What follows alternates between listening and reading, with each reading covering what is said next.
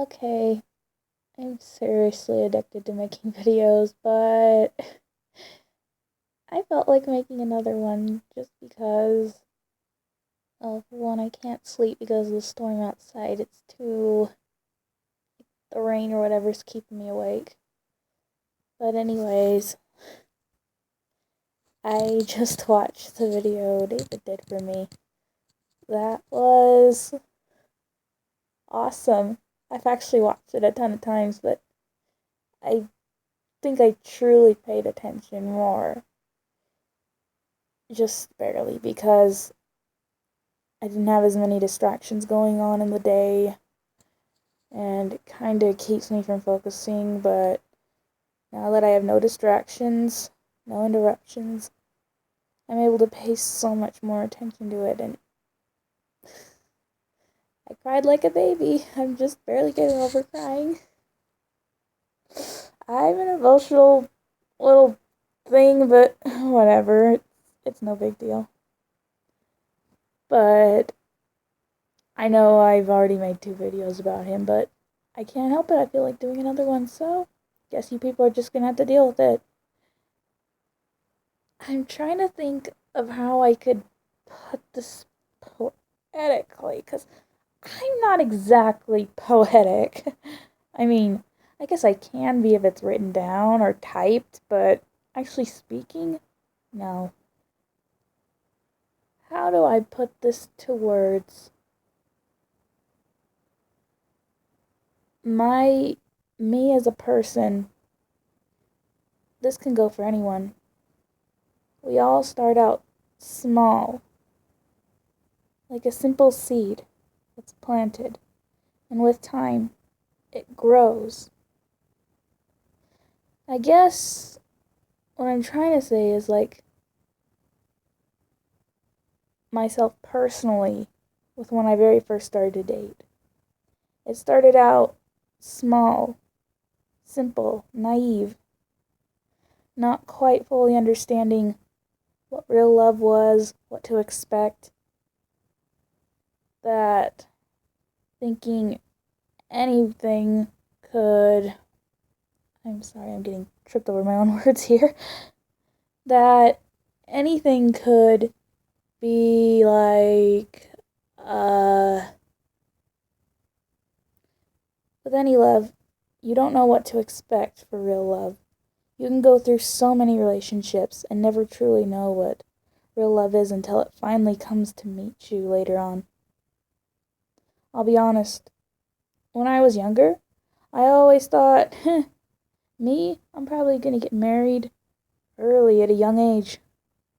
But look at me now, 23, still not married. I guess the younger me kinda misinterpreted things. My younger self, I guess, when I was younger, I predicted by at least 25 I'd be married. Well, I'm gonna be 24 in 6 months, so I don't think that's gonna happen. Unless it were to happen next year, which I highly doubt. I doubt I'll get married in 2017. Like, that's really unlikely. Because I'm just barely starting in a relationship. I don't know how long I'll be in a relationship before I get engaged. I don't know how long that'll go. I don't know how long an engagement would last till I finally get married. I don't know. Because everyone's different. Some people will date years before they finally choose to get married. Some people will only date a short time and then get engaged. I don't know what it's going to be like for me. I don't know. But even though I was put through crap by my exes, I think honestly that David and I were meant to meet at this time.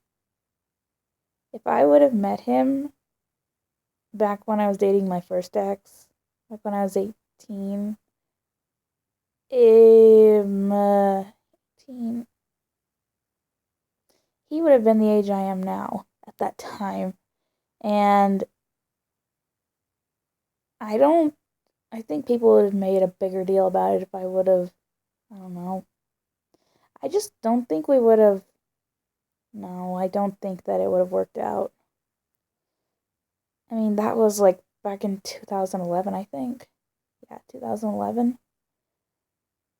I think that we were meant to come across each other at this time and this point in our lives for a reason. I think that God works in mysterious ways. I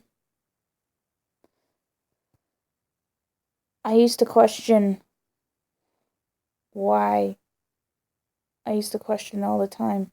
Am I ever going to find real love? Am I ever going to find real happiness? Do I even deserve it? Because I'd see people all around me, like my cousins and such, getting like married and having kids, and some of them even younger than me. And I'm like, oh, uh, okay. And like my cousins are like 5 years younger than me get engaged and whatnot. I'm like sitting here waiting for my opportunity, and it's just not coming yet.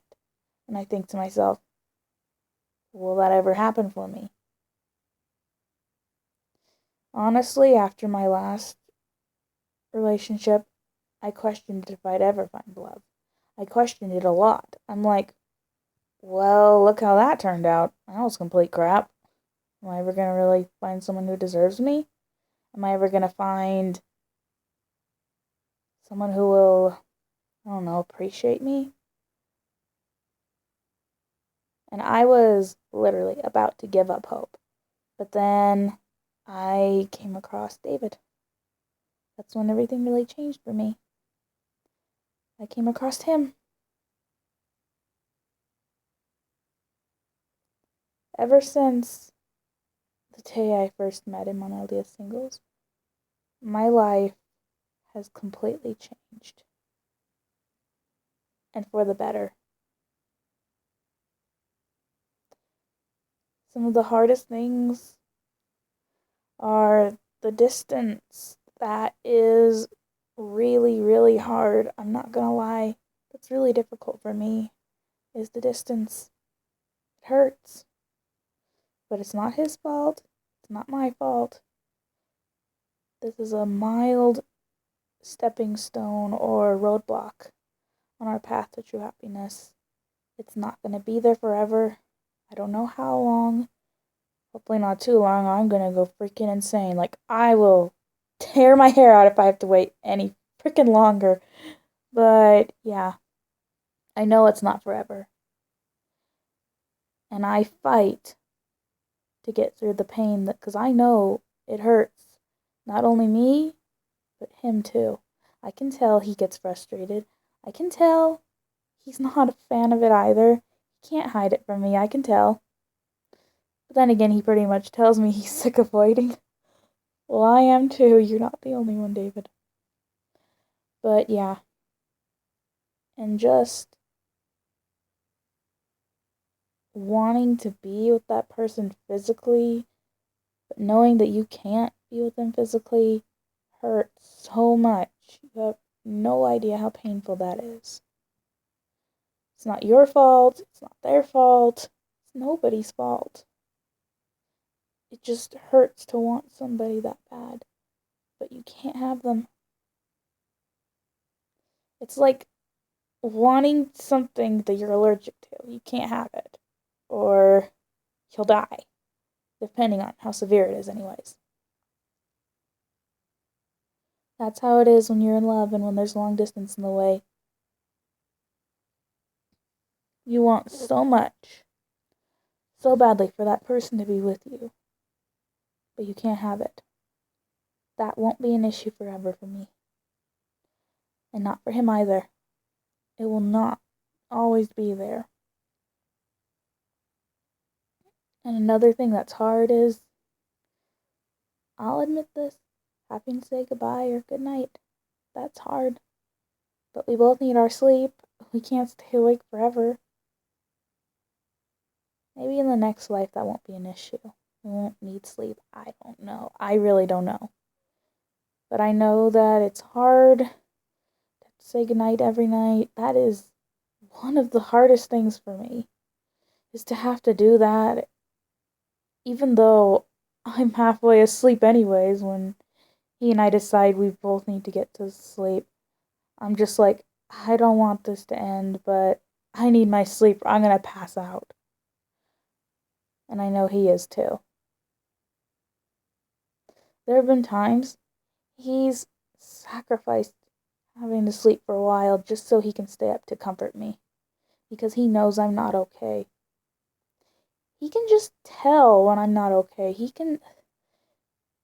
I can't really hide anything from him because he'll find out sooner or later, and I'm not saying that's a bad thing. I mean, that's a good thing that he knows me well enough to know when I'm okay and I'm not okay. That's being a good loyal boyfriend. That's that's deep. And that's what he is. He's a good person and I love him. I've never been this in love with anyone before. Maybe I thought I was in the past, but this is real love. What I have for David is real love. It's more real than anything else in the world. It's true love, and I know it is. I know that it's real, and I know that he cares for me. He proves to me every single day just how much I matter to him. He proves in so many ways. I can't even begin to explain to you all the different ways he shows me. He makes me laugh, he makes me smile. One of the best ways I can explain or even show you is this. He gave me this. I had to go in for surgery right before Christmas, and he sent me. I was in the hospital. It was not an overnight stay. It was just an outpatient thing, so I went home later that day. But I remember being totally out of it. But the nurses came back, and they brought me.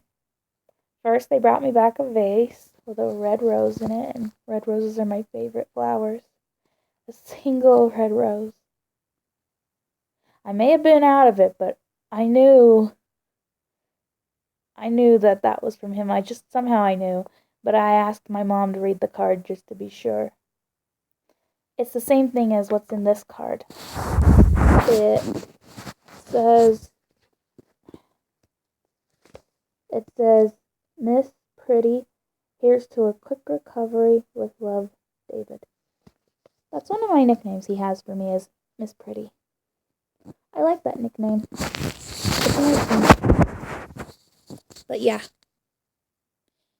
They brought back the teddy bear too, and I remember wanting to cuddle with it and sleep with it. I asked my mom if she'd give it to me while I was resting because it took me hours to wake up from the anesthesia. But that's one of the kindest ways I know that he's expressed his love to me. When I had my exes, they never did anything like that for me. Never gave me a real flower. Never did that for me. Ever. That is one of the sweetest ways I know that he's shown me how much he cares for me. He didn't have to do it. He wanted to. I didn't expect him to either. He just surprised me. He makes me very happy, and the sooner he can be in my life physically, honestly, the better. He's the best. And I hope that anyone who watches this, I hope that you guys can find someone who makes you just as happy as David makes me happy. Because everyone deserves a chance at true love. Everyone. Even those who are total jerks. Everyone deserves love.